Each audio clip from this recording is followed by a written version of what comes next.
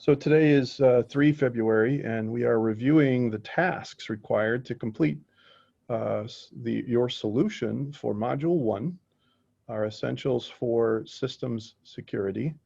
And we did mention in our last class that the chain is only as strong as its weakest link. So just to use an analogy, when you're looking at systems, you want to have a holistic view of systems, including the next link in the chain. In this case, what you see on screen is a live example of what a student shared with our class just a few days ago, where she did not have the latest firmware on her internet service wireless router provided by the internet service company. So essentially, this is a GRC Shields Up scan of her network, her current network activity, and you see that there are ports here that are opened. One of them is a telnet port, which is unencrypted.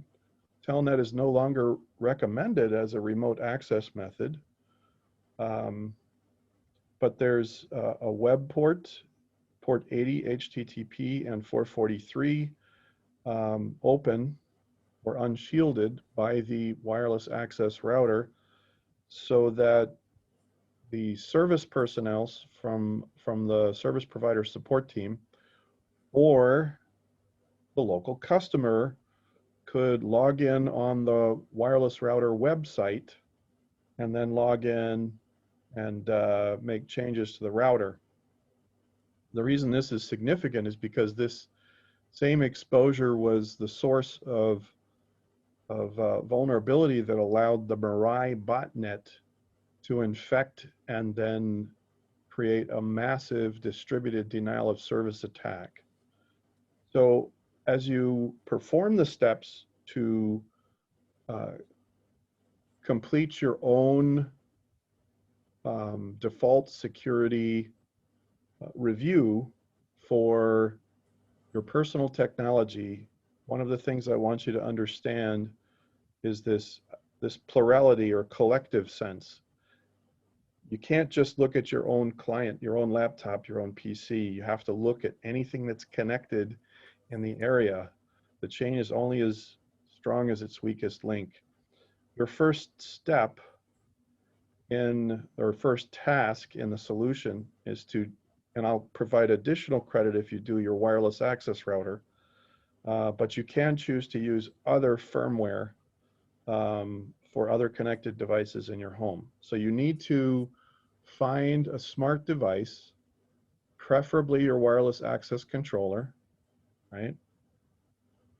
So you will use components of essential security reviewed to date, beginning with authentication, access control, device hardware, operating system software, and networking on your own personal technology. And your first order of business is to update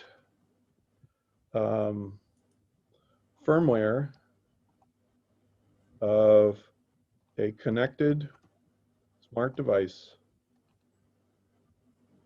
especially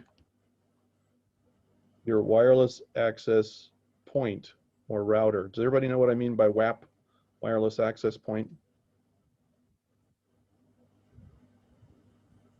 Yes. Did we or did we not already share examples of a firmware update previously? Did I share this with you? Yes, you did. On our last class? Let's take a quick look at it one more time again, just to affirm some things. So this is an example of firmware on my smart TV, a connected device. It includes not only an operating system proper in the form of Android, a Linux-based operating system, but it also includes applications. So firmware can be bundled, development tools, system utilities, applications, GUIs, and the actual kernel of the operating system. When you update the firmware, you want to capture a screen that shows the existing software version. So the pattern that you're going to take in each case is to capture a before and after state. Let's repeat that. For every task that you perform for your solution, you need to capture a before and after state. You want to capture the condition of your existing firmware, and then you want to show that your update is in progress. Most importantly, when you get a chance to review user agreements, you want to look for anything that could signal an exposure or an exploit, and in this case we called out beacons. So my smart TV not only activates web-based cookies to save information, but it also uses network beacons to interact with unknown resources, right? So you want to be aware of what your system is doing. In this case, I show an updated software version, but you see that I can still check for updates. The final or after snapshot that you want to submit for your solution needs to show that no updates are found, or something that says your system is up to date, and you want to show that you've enabled automatic updates. You can do this with your wireless access router and satisfy the same requirement. If you check with your internet service provider and you do not want to update the firmware on your internet service router because it doesn't belong to you and it belongs to them, and you call them and they say, oh, we'd rather you not do that, you can pick something else that's connected in your house.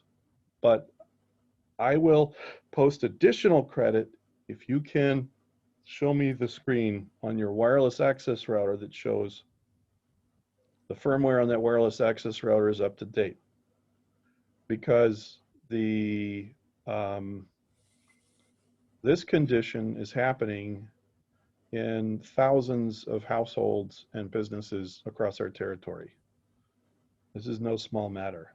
So we had a student that did undergraduate research this last summer, and he captured the exposure just like this of thousands of network connected devices on the internet service provider networks in our territory.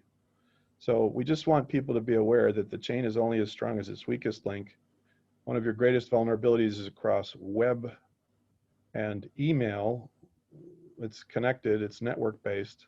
So you want to make sure you lock that down. It's the first chain in the link. Any questions about a firmware update?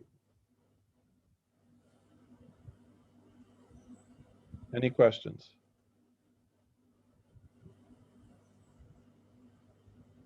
Okay. Your next task. No. Your next task is to update the BIOS or UEFI of your own client system, right?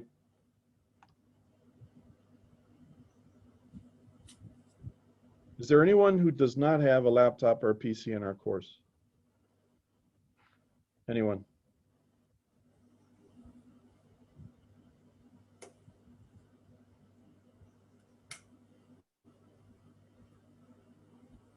Okay.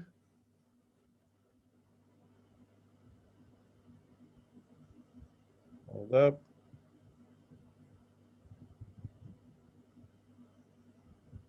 Can everyone see my screen?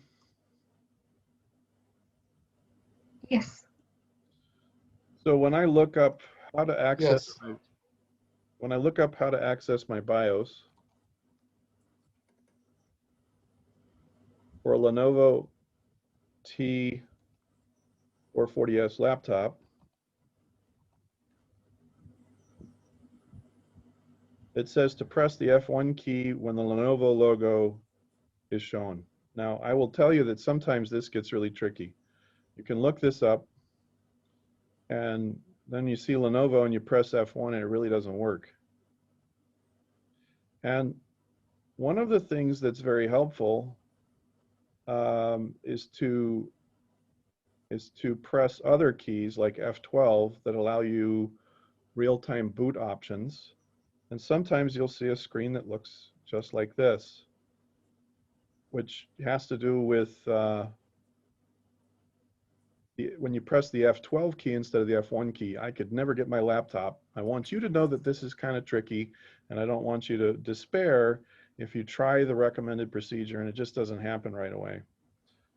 There is a way to prompt access to UEFI and BIOS if you go into Update and Security, enter Recovery, go into Advanced Startup Restart Now.